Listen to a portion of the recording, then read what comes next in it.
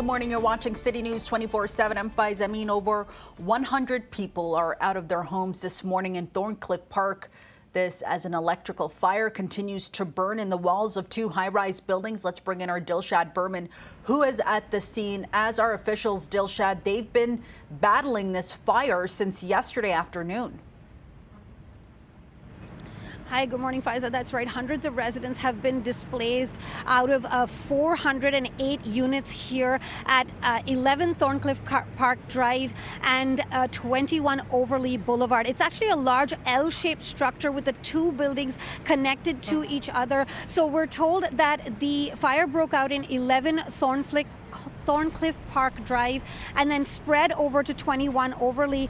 When crews arrived around 1:30 p.m. yesterday afternoon, they saw light smoke throughout the building, and the fire chief tells us that it is the insulation that is burning very slowly inside the walls in between the two buildings. So while there aren't any massive flames, it's a very stubborn fire, and the incomplete combustion of that insulation is leading to very high carbon monoxide levels inside the buildings.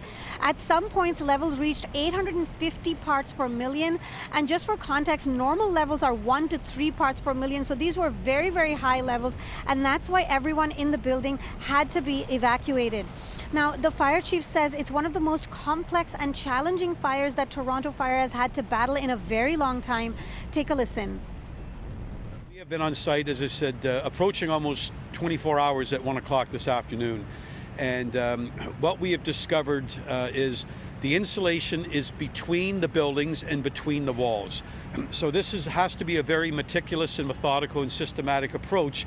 The firefighters can't just start cutting into walls and roofs of high-rise buildings given gas lines, given hydro and power lines. So we have been making very calculated cuts.